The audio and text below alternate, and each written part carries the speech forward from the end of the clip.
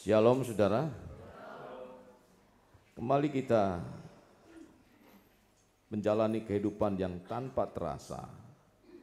Semakin hari semakin terus bergulir dan tanpa terasa pula kita semakin hari dibuat semakin menyusut umur kita. Saudara-saudara yang kekasih dalam Tuhan, kalau tadi pujian mengatakan, aku aman di dalam Tuhan. Pujian ini mengatakan bahwa sungguh aman di dalam Tuhan. Benarkah saudara aman di dalam Tuhan? Kalau saudara aman di dalam Tuhan, berarti saudara mampu melakukan atau mengembangkan banyak hal yang Tuhan percayakan dalam kehidupan saudara. Kalaupun belum saudara, berarti tunggu. Ada saatnya Tuhan ingin mengembangkan sesuatu dalam kehidupan saudara. Hari ini untuk memasuki apa yang menjadi tujuan Tuhan, saya ingin mengajak dulu bahwa sebulan ini saudara, saya ingin membawa jemaat Tuhan untuk masuk waktunya mengalami perluasan. Artinya saudara bahwa saudara sudah siap saatnya untuk menerima perluasan dalam sisi kehidupan saudara. Perluasan ini hanya untuk dan tidak berlaku untuk perluasan istri dan suami. Ya, ngerti maksud saya? Jadi cuma satu itu, nggak boleh diluaskan lagi itu yang itu. Nah, saudara, maka untuk mengembangkan perluasan ini, saya ingin mengutip ayatnya. Kebacakah saudara ayat ini? Firman Tuhan katakan di dalam Yesaya 54 ayat 2 sampai dengan 3, demikian firman Tuhan. Lapangkanlah tempat kemahmu dan bentangkanlah tenda tempat kediamanmu.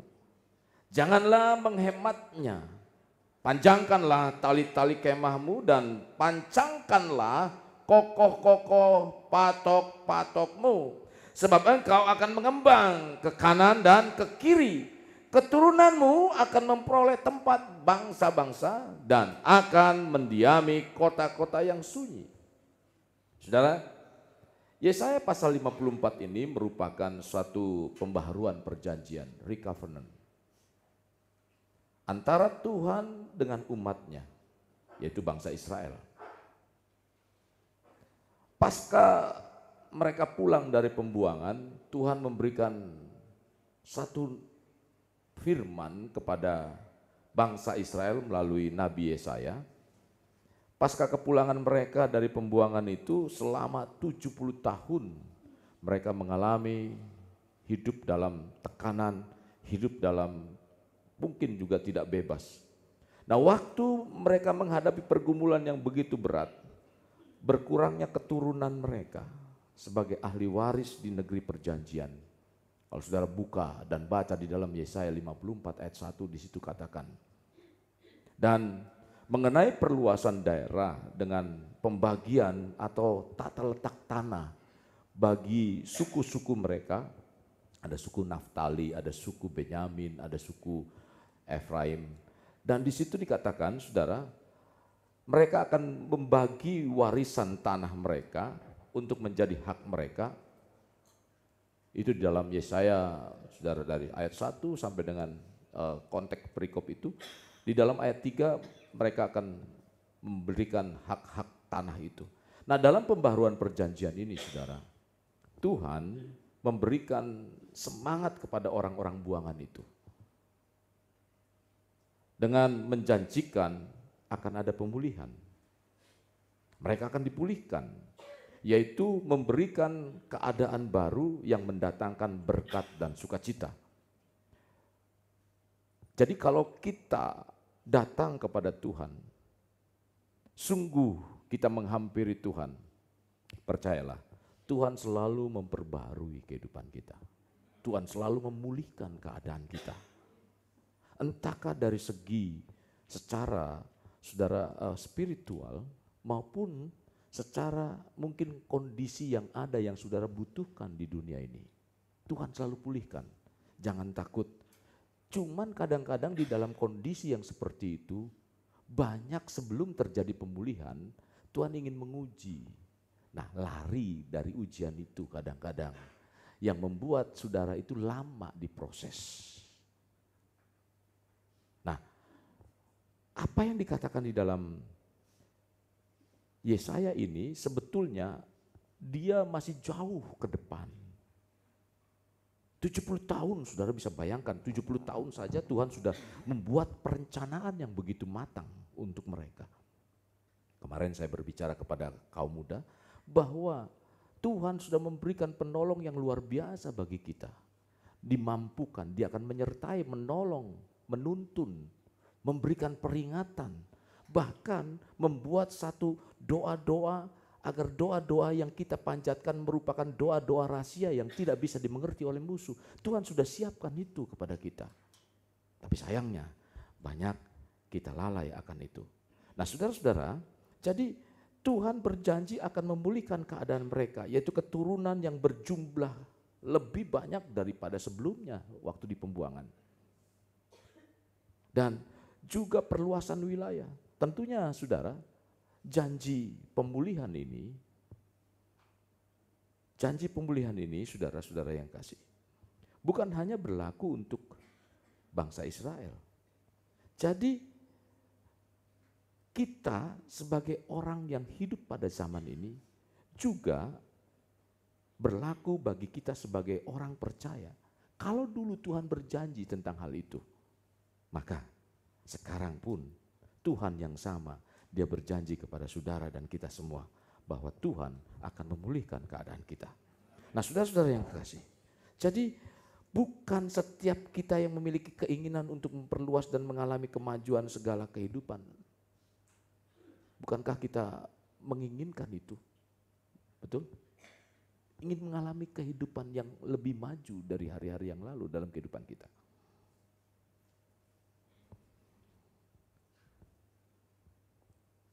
Sekarang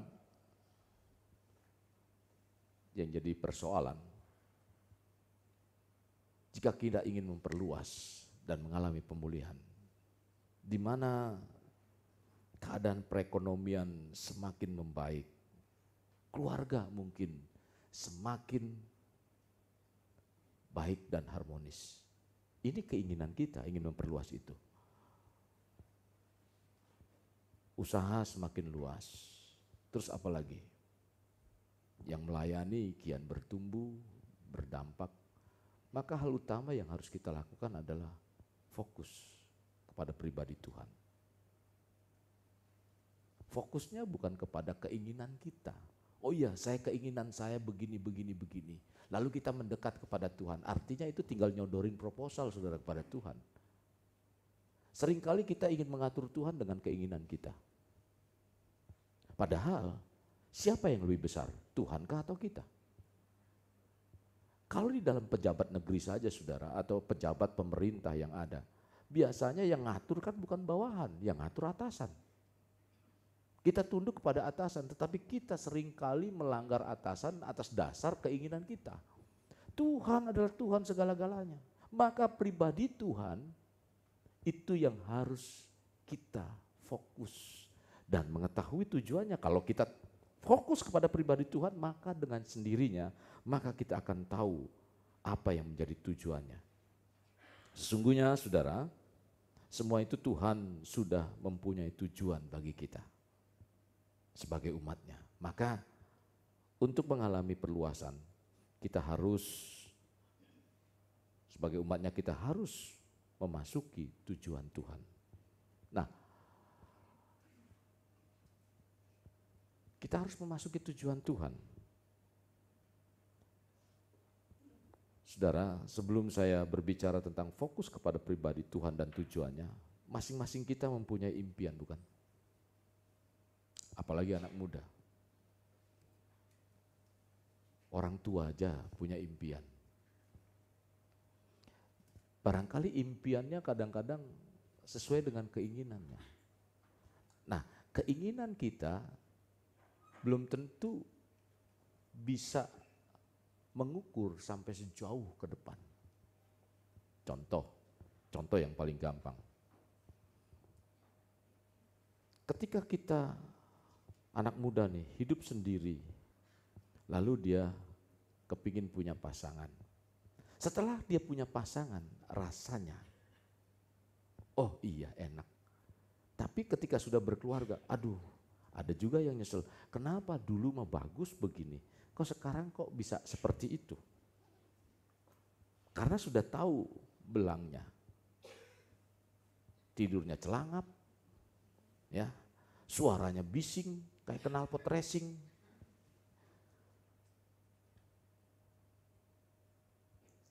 Aduh enak sendiri. Karena apa-apa, ini manusia nggak tahu apa yang ke depan. Tetapi ketika dia tahu tentang tujuan Tuhan, Tuhan akan bawa itu menjadi baik dan baik. Karena di dalam berkeluarga itu bukannya kesenangan, bukannya kebahagiaan. Sebetulnya saudara itu tambahan. Di dalam berkeluarga adalah mendewasakan pikiran kita. Nah, kembali masing-masing kita mempunyai impian dan keinginan. Tentunya ada yang terbuka, ada yang tersembunyi. Impian itu saudara bagaikan benih. Bagaikan benih dan harta karun yang tersembunyi dalam kehidupan kita. Padahal impian itu saudara benih dan sekali lagi saya katakan, ini benih dan harta karun itu merupakan potensi. Yang ada dalam kehidupan kita itu merupakan potensi. Potensi yang luar biasa di dalam diri kita yang belum terlepas. Kemampuan yang belum terlepas, Tuhan sudah taruh dalam hati saudara. Tuhan sudah taruh dalam hidup saudara. Maka timbullah keinginan atau mimpi-mimpi itu. Tapi sayangnya seringkali kita terbentur dengan apa? Dengan kondisi yang ada di sekitar itu. Bukannya kita mendekat kepada Tuhan, tetapi kita mendekat kepada orang-orang yang di sekitar untuk mendukung mimpi itu. Padahal Tuhan yang menaruh itu dalam hati dan pikiran kita. Jadi sebelum saya memasuki tujuan Tuhan, saya ingin berikan gambaran terlebih dulu, gambaran besar tentang hal itu. Nah saudara, jadi Tuhan menaruh itu sebagai benih atau harta karun agar manusia dapat masuk untuk menggenapi tujuan Tuhan. Ini yang harus saudara pikirkan itu. Kadang ketika kita ingin masuk, bukannya Tuhan yang ditinggikan. Aduh, kalau saya begini, nanti saya kalau sudah dapat begini, saya jadi apa ya? Saya jadi kaya, dapat duit banyak, dan itu. Bukannya setelah itu apa yang bisa saya permuliakan untuk Tuhan. Di sini yang salahnya. Sebelum memasuki itu, sebelum memasuki tujuan Tuhan, seringkali kita sudah membenahi semua itu dalam pikiran itu kita, untuk kita, untuk kita, untuk kita, untuk kita. Betul atau betul? Jawabannya enggak ada yang salah. Karena pertanyaannya betul atau betul? Semuanya betul. Karena seperti itu ukurannya untuk diri dulu. Bukannya untuk Tuhan yang pencipta itu. Nah potensi dan otoritas agar manusia berkuasa, Tuhan telah berikan dan Tuhan sedang menanti kita untuk mengembangkan dan memperluas itu. Potensi itu sudah ada. Sekarang Tuhan sedang menunggu apa yang akan kita kembangkan, apa yang kita akan keluarkan dari potensi itu. Anak muda lebih banyak menggunakan kesenangannya sendiri dengan main apa? Jangankan anak muda, orang yang berkeluarga aja banyak menggunakan main game. Padahal Tuhan sudah taruh dalam kehidupan kita, kemampuan ada. Tapi kita selalu ragu. Ketika ragu kita menggunakan akal kita. Kita bukan mendekat kepada Tuhan dan bertanya, Tuhan aku ragu. Ngomong jujur kalau ragu, ngomong kepada Tuhan. Tuhan saudara enggak tuli, Tuhan saudara hidup, Tuhan saudara bergerak, Tuhan saudara mau menolong dan menuntun kehidupan kita. Kenapa tidak bertanya? Saudara, akhirnya apa? Tuhan tidak menciptakan kita begini. Tuhan tidak menciptakan kita untuk menjadi ciptaan biasa-biasa saja. Ingat dan garis bawahi itu. Tuhan tidak menciptakan kita menjadi ciptaan apa? Biasa-biasa saja. Tuhan memberikan potensi sebagai karunia supaya kita memasuki tujuan Tuhan.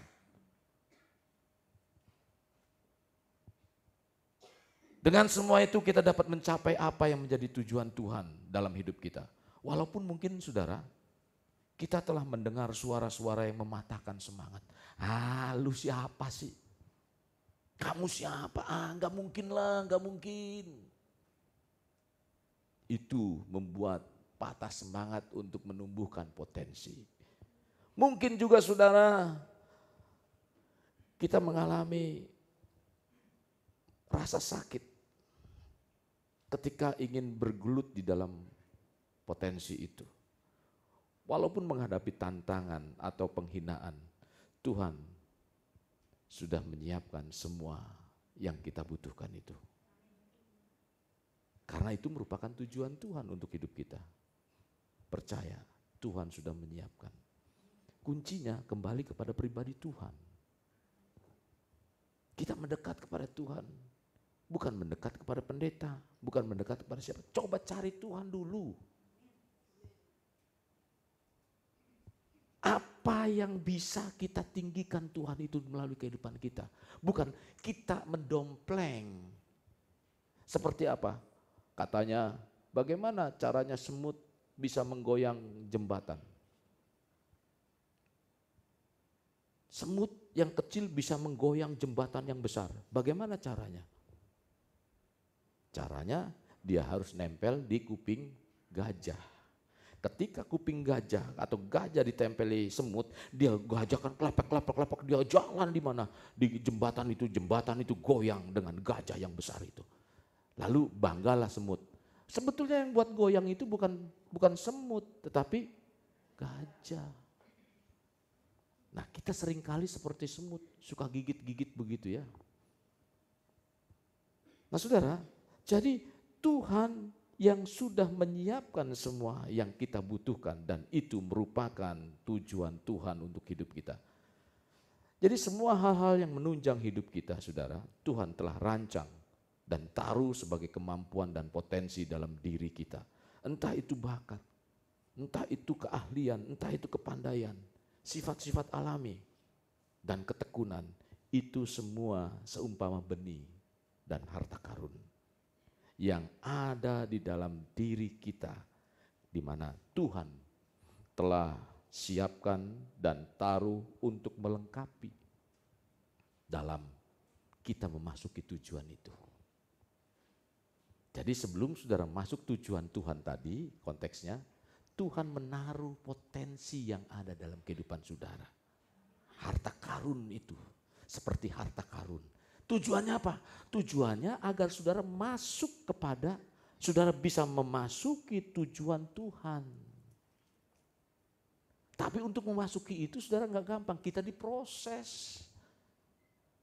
Apalagi orang-orang yang sudah tua, ikut Tuhan ya, artinya dia bertobat di masa tua, dari masa mudanya banyak yang mungkin hidupnya di luar Tuhan. Ini masih banyak nih pikiran-pikirannya yang harus dibawa untuk dibenahi dengan kebenaran firman Tuhan. Ketika masuk kebenaran firman Tuhan, aduh saya gimana ya, rasanya berat. Makanya kan ada orang bilang, gampang nanti kalau sudah tua ikut Tuhan.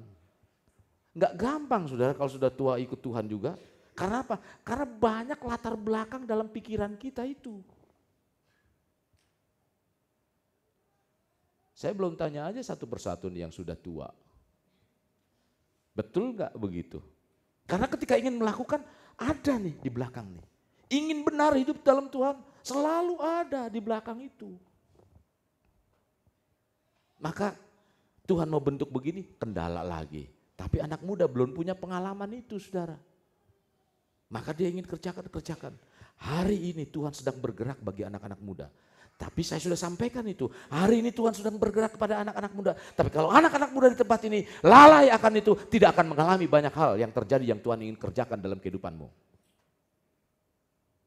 Saudara, mengapa memasuki tujuan Tuhan itu penting?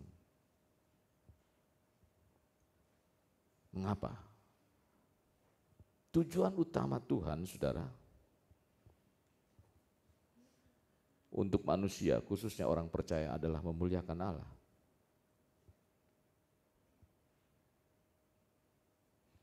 Jadi mandat atau otoritas yang Allah berikan bukan untuk diketahui,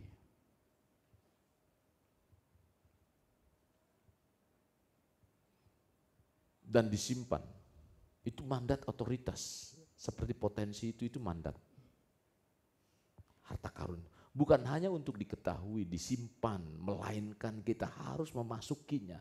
Karena itu merupakan tujuan Tuhan menempatkan kita di bumi ini. Jadi kita harus mengembangkannya. Apa? Misalnya saudara punya keahlian apa? Kan suka ada, aduh kepengen bikin ini, rasanya enak. Terus apa? Berpikirnya, saya mau jualan. Ketika saudara mau jualan, aduh gak ada modal, berhenti. Ya kan? Padahal dorongan itu ada. Misalnya ada di situ. Terus apa lagi? Saudara gak mau berkreatif, gak mau berkreasi ketika jualan. Jualan dikasih tahu, oh ini begini-begini, sudah banyak langganan yang ngomong, aduh keasinan. Oh udah dari sononya resepnya begitu, saudara gak bakalan maju. Ketika dikasih masukan seperti itu. Bu, ini empek-empeknya agak keras.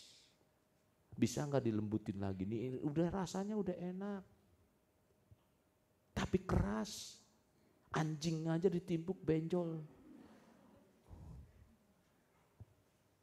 Enggak mau rubah, besok-besok begitu lagi. Enggak lama, sebulan tutup. Kenapa? Dikasih masukan enggak mau.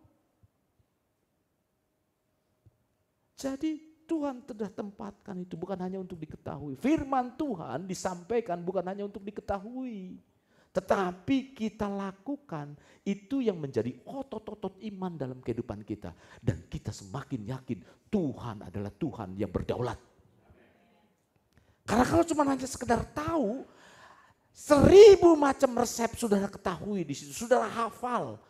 Saya yakin dan percaya saudara nggak akan bisa masak itu. Yang enak. Karena apa? Cuma hanya tahu, pengalamannya gimana? Adalah resep itu saudara, di dalam resep itu ukurannya nggak pas. Kadang-kadang kita kasih tahu dia juga namanya juga pinter kasih ilmu begitu, nggak semuanya dikeluarkan. Ada aja itu. Contoh misalnya bikin sayur asem yang sedap diresapi oleh semua bangsa dan negara, raja dan kerajaan. Yang disukai oleh presiden dan wakil presiden. Misalnya seperti itu. Sayur asem. Wah, semangat saudara. Karena besok akan didatangi oleh wali kota. Bikin sayur asem. Sayur asem Tole David. Wah, masa orang Manado bisa bikin sayur asem? Wah, penasaran. Dari mana? Dari resep. Ternyata saudara, keasinan. Karena nggak dicobain, belum ikut aja terus itu. Sama dengan firman Tuhan. Ketika gagal kita lakukan itu. Ketika gagal kita lakukan, semakin saudara coba, semakin saudara melakukan, semakin saudara punya pengalaman dengan Tuhan. Kalau Tuhan saudara adalah Tuhan yang ajaib, maka dia akan memberikan keajaiban dalam kehidupan saudara. Bagaimana caranya? Saudara harus terpukau dulu. Gimana caranya? Ya masuk dalam itu. Kalau Tuhan saudara memberkati saudara, Tuhan sanggup memberkati keadaan saudara, maka saudara harus susah dulu. Keadaan yang begitu susah, mungkin kesusahan dalam hal apa, maka Tuhan akan memberkati kehidupan saudara. Tuhan akan menolong saudara. Di situ saudara bisa mengatakan, ya Tuhan penolong yang ajaib. Karena apa? Saudara punya pengalaman itu. Jadi bukan hanya sekedar tahu. Saya menggunakan slogan ujung-ujungnya Tuhan yang tolong. Karena apa? Setiap hari saya mengalami itu. Apapun persoalan yang saya alami, ujung-ujungnya Tuhan selalu tolong saya. Dan itu pengalaman saudara. Jadi benih itu ada dalam kehidupan kita. Supaya apa? Supaya Tuhan agar kita masuk dalam tujuan Tuhan di muka bumi ini. Nah, mengapa? Sekali lagi, mengapa ini menjadi penting? Mengapa tujuan atau memasuki tujuan Tuhan itu penting, saudara? Ada 3 yang saya ingin bagikan, agar manusia memiliki nilai-nilai hidup. Nanti saya akan kembangkan.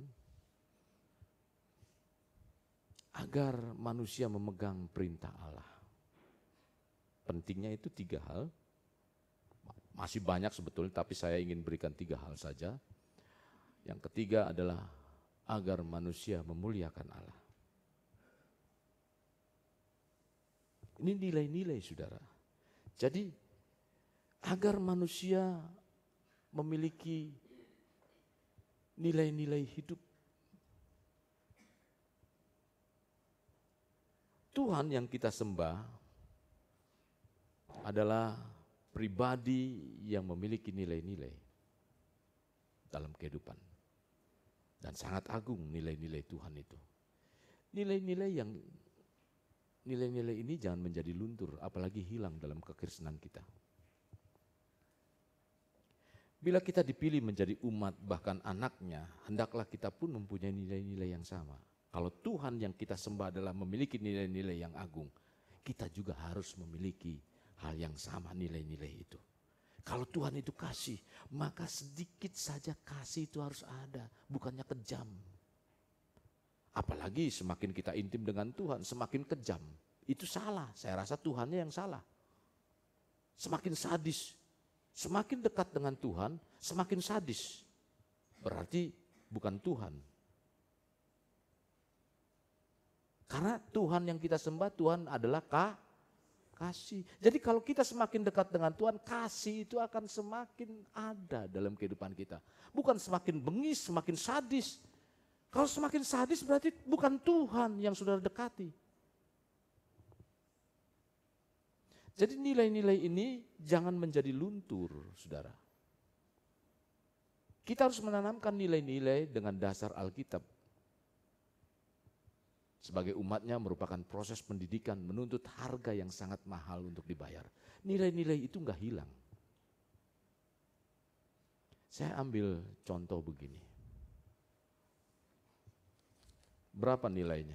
Sudah tahu kalau yang ini begini. Biar dari kejauhan sono tahu no. Belakang tahu? Berapa? Ini masih bagus. Nilainya berapa? Cepeceng 100.000.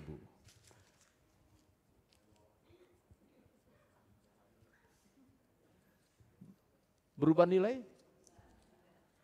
Hah? Enggak. Masih tetap berapa? Cepeceng.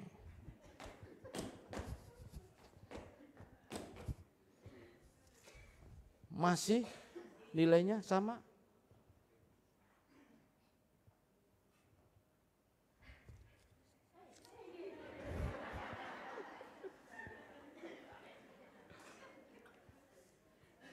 Sama nilainya. Biar saudara lempeng, sedikit kotor, mungkin diinjak-injak, kita punya nilai tetap anak Tuhan.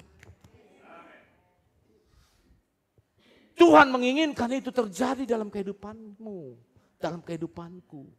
Maka, saudara, kita dibawa memasuki tujuan Tuhan agar kita memiliki nilai. Karena dengan demikian kita dijadikan oleh Tuhan menjadi pribadi yang bernilai. Ketika Tuhan memilih kita, bukan keadaannya, bukan bentuknya. Keadaan saudara orang suka berontak kok. Keadaan kita bentuknya gimana? Macam-macam. Ada yang sipit, ada yang belok, ada yang keriting, ada yang lurus. Keriting bukan hanya rambutnya juga, kadang-kadang keriting hatinya. Ya, itulah kita. Tetapi ketika Tuhan pilih kita, saudara jadi bernilai.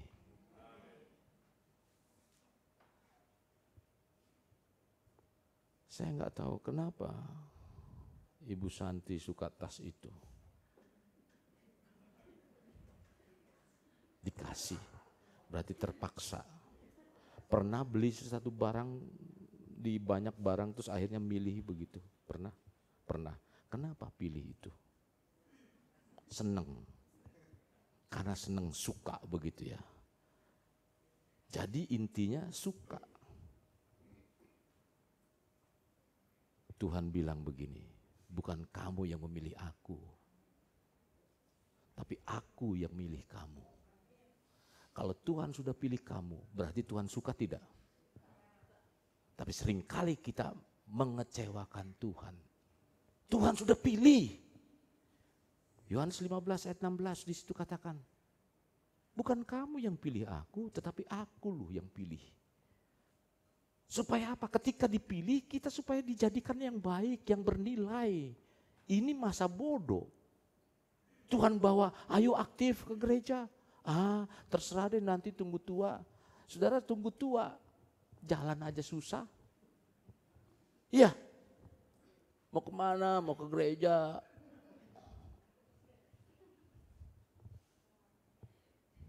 Susah, lagi kondisi bagus. Mana? Males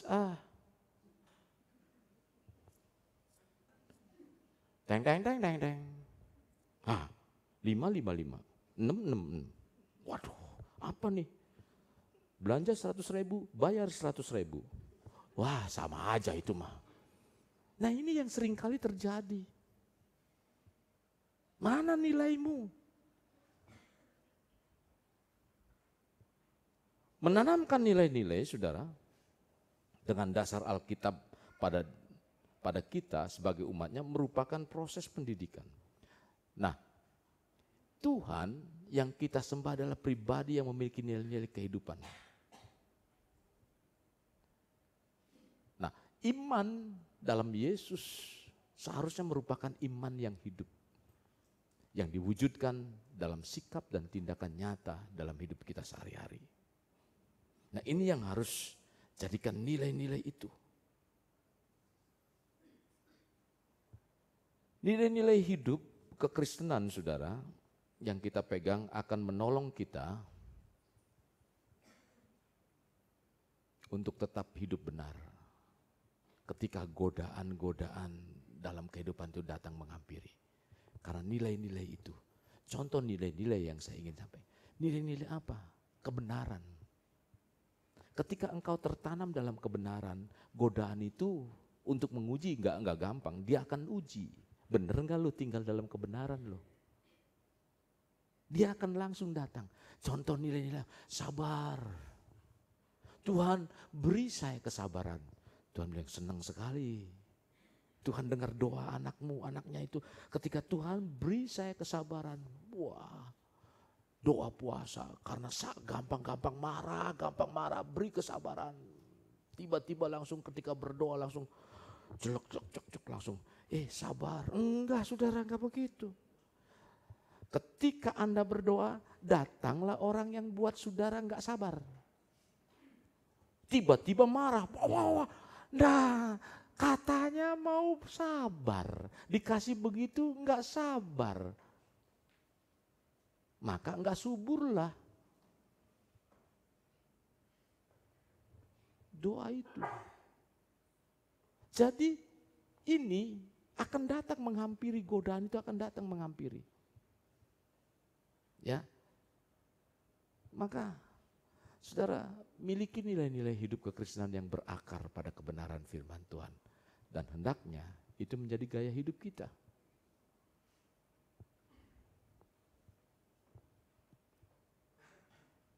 Dan itu harus menjadi gaya hidup dalam kehidupan kita. Karena pada akhirnya bukan berapa banyak pengetahuan kita akan firman Tuhan. Anda boleh menghafal firman Tuhan dari kitab Kejadian sampai Wahyu. Saya yakin dan percaya enggak akan kuat kalau cuma hanya ngafal seperti itu. Karena saya sudah lakukan, saya sudah hafal tiga pasal. Besok lupa, enggak diingat lagi, enggak diulang dari itu. Lupa lagi, karena enggak dilagamkan. Saudara tahu lagam? Enggak dinyanyikan. Misalnya, kalau dinyanyikan mereka itu kenapa saudara kita yang agama muslim hafal Al-Quran itu? Karena dilanggam. Coba kalau baca firman Tuhan, hafal dilanggamkan. Pada mulanya Allah menciptakan langit dan bumi. Nah, di situ ketika titik-titik nadanya itu dihafal, diayun begitu, maka saudara akan hafal. Siapa yang mampu menciptakan ratusan ribu ayat? Menciptakan lagu maksud saya. Jadi saudara, pada akhirnya bukan karena pengetahuan akan firman Tuhan, tetapi berapa dalam firman itu tertanam dan menghidupi kita. Itu yang harus kita pegang. Maka ketika kita megang itu, nilai-nilai itu akan ada dalam hidup kita. Ketika nilai-nilai itu ada, kita bisa memasuki tujuan Tuhan. Saudara, mengutip Khalil Gibran itu adalah seorang Kristen yang menulis sastra tentang keagungan Tuhan yang sangat luar biasa, yang mengubah manusia yang hina menjadi berarti dengan memiliki nilai-nilai yang luhur. Khalil Gibran telah banyak menghasilkan karya sastranya yang luar biasa. Dan dulu Khalil Gibran ini sering dikutip oleh saudara kita yang beragama lain. Dianggap dia itu agamanya. Tapi setelah ternyata dipelajari lagi, Khalil Gibran Kristen. Enggak dipakai lagi tuh syair-syairnya. Dia mengatakan begini saudara. Waktu karya besarnya itu yang dia tulis, Jesus the Son of Man. Bahwa sosok yang bernama Yesus adalah nama yang sanggup mengubah rongsokan tubuh manusia menjadi, rongsokan tubuh manusia yang hina menjadi bersalut emas. Kita yang hina diubah menjadi yang berarti, yang bernilai. Kita dari apa? Dari debu. Kalau debu yang tinggal di pinggir jalan pasti itu menyusahkan. Karena apa? Bentar-bentar nyapu, ngejengkelin itu debu. Itulah kita suka ngejengkelin. Dari debu tanah. Nah, beberapa nilai saudara, hidup kekristenan harus ditanamkan menjadi gaya hidup kita, yaitu umatnya. Kebenaran, nilai-nilai yang harus kita tanamkan dalam kehidupan kita. Kesalehan, kekudusan, kesetiaan, kasih, dan masih banyak nilai-nilai lain. Dasar ini yang harus kita bawa. Maka selanjutnya untuk memasuki tujuan Tuhan yang kedua adalah agar manusia memegang perintahnya. Kita buka di dalam Ulangan 7 ayat 9. Ulangan 7 ayat 9.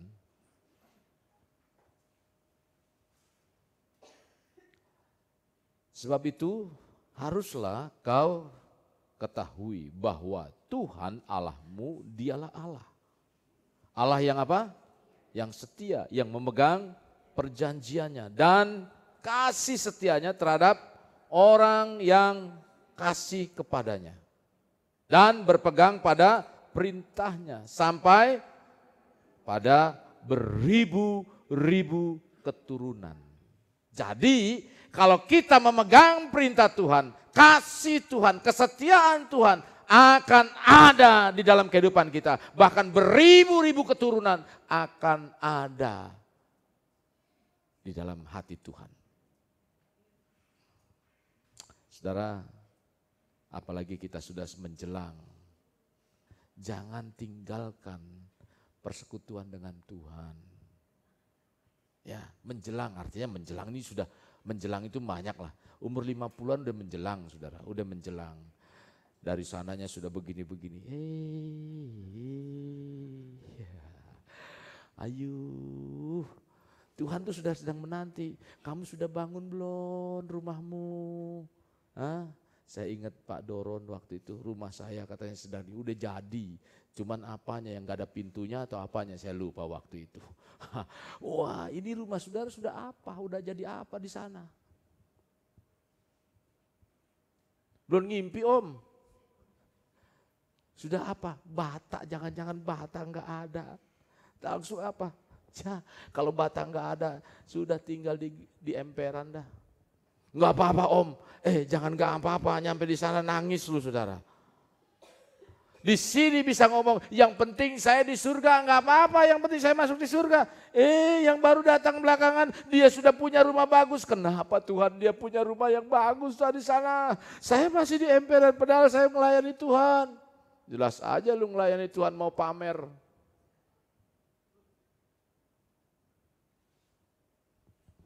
Tuhan tipek itu. Enggak dinilai.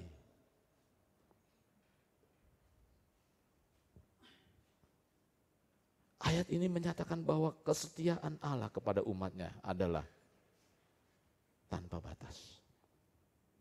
Enggak ada batasnya. Maka mari masuki tujuan Tuhan. Memegang apa? Perintahnya saudara. Jadi saudara-saudara dalam kitab Wahyu mengatakan begini.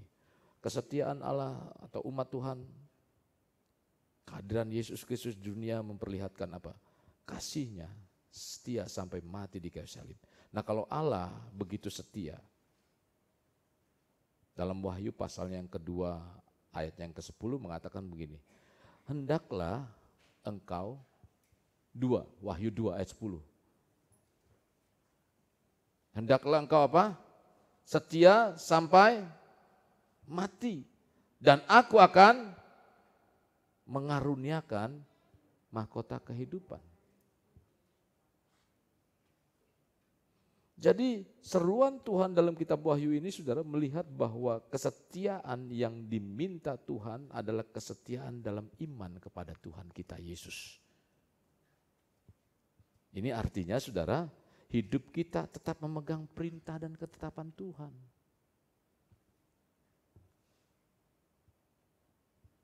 Jadi orang yang memegang perintah dan ketetapan Tuhan yang disebut setia kepada Tuhan.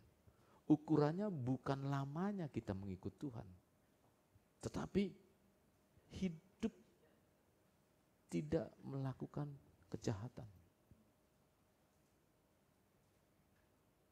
Ini ukurannya. Hidup dalam kebenaran, tadi hidup dalam kesalehan, hidup dalam apa? Kesetiaan.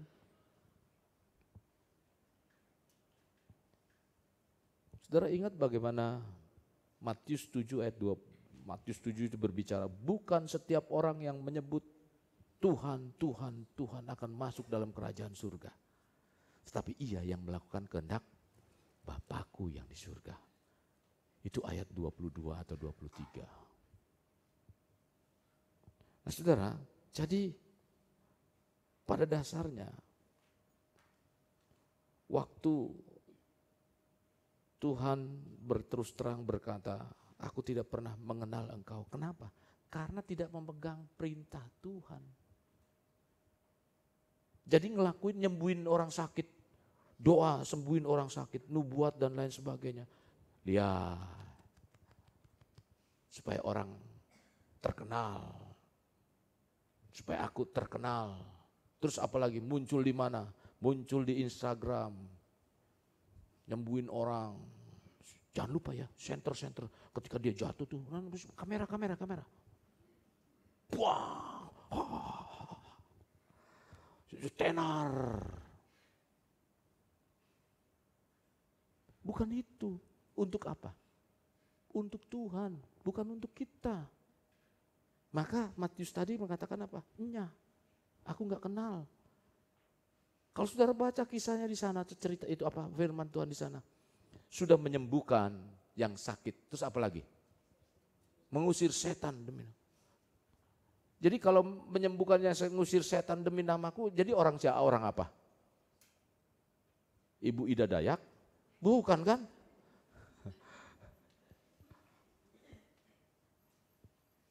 Dalam nama Yesus kok. Nah kalau Pak David kemarin kan ada baca ayatnya katanya. Sebelum datang ada ayatnya. Diramal-ramal, nah oh dia dukunnya dukun Kristen berarti itu. Nah kita kan bukan itu, tapi untuk kemuliaan Tuhan. Oke, Tuhan juga melihat saudara, jadi orang yang setia dalam iman kepada Yesus Kristus, orang yang setia dalam iman kepada Yesus Kristus, pasti akan taat terhadap firman-Nya. Dan orang yang taat firman tidak akan berkompromi dengan dosa.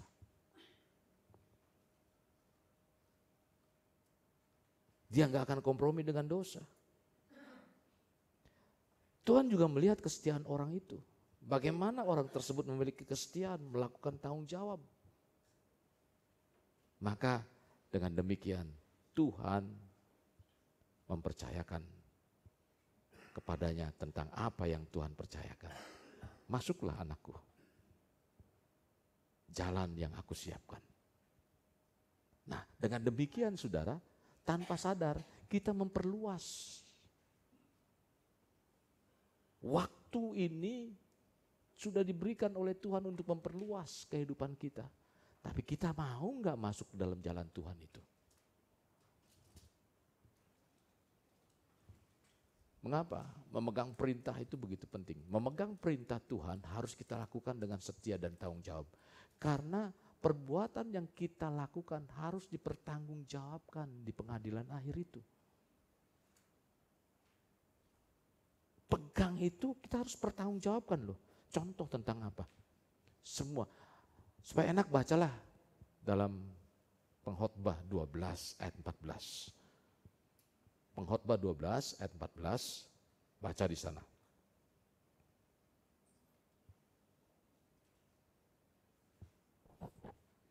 Sudah ketemu? Apa? Mari baca.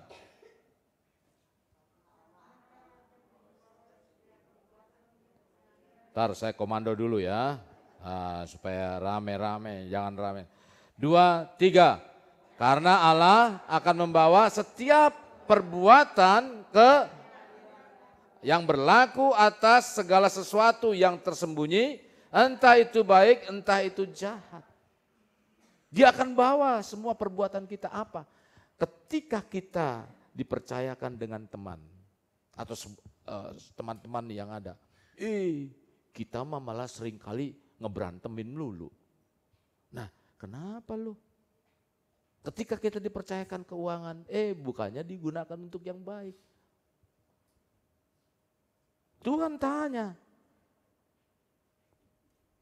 Ketika saya dipercayakan jemaat, kenapa enggak diperingatkan? Saya sudah peringat. Saya akan jawab, Tuhan saya sudah peringatkan. Berarti kalau begitu siapa? Oh ya jemaatnya lah.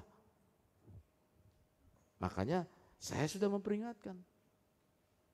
Tergantung siapa. Saudara mau melakukan atau tidak? Nah, yang ketiga, memasuki jalan tujuan atau memasuki tujuan Tuhan agar manusia memuliakan Allah.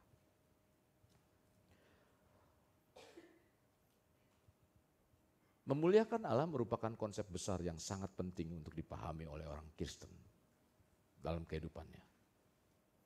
Karena perkataan dan perbuatan harus dilakukan dalam kerangka itu. Kerangka apa? Jadi ketika kita ada nih, kita ngelakuin supaya untuk memuliakan Tuhan, bukan kita yang dimuliakan. Kita rindu terus berkembang. Kita doakan. Mau ngembangnya kemana? Seperti tadi, kembangkanlah kemah-kemahmu, pancangkanlah patok-patokmu. Sekarang kalau ke sono kan nggak mungkin di jalan raya. Berarti kita harus mengembang ke sini.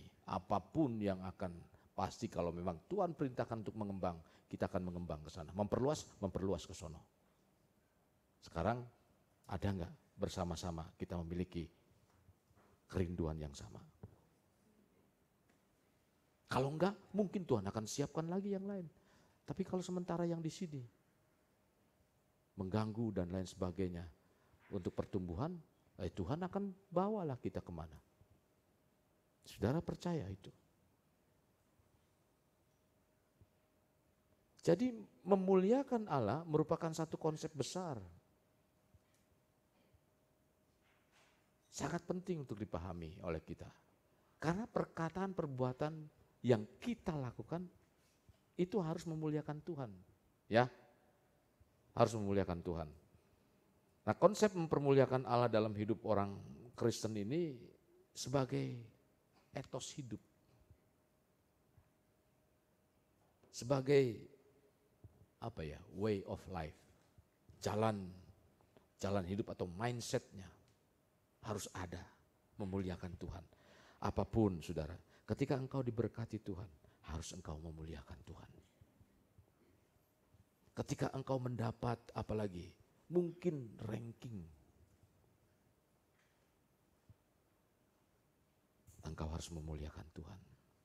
Coba, ketika engkau sudah, dia yang juara, tiba-tiba saudara stres, hilang. Itu bisa saja.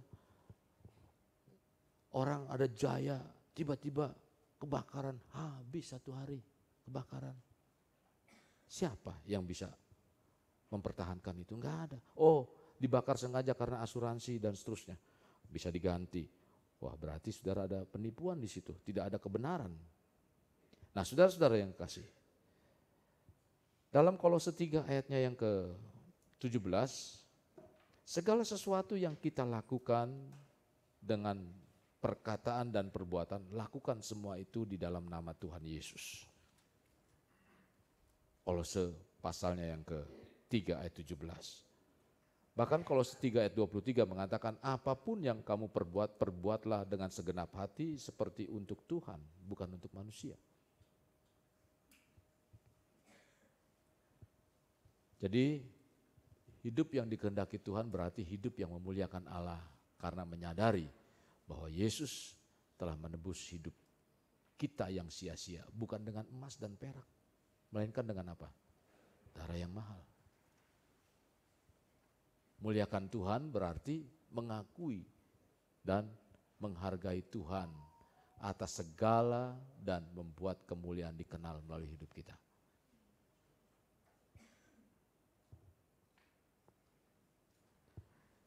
Mari masuki tujuan Tuhan dalam hidup kita.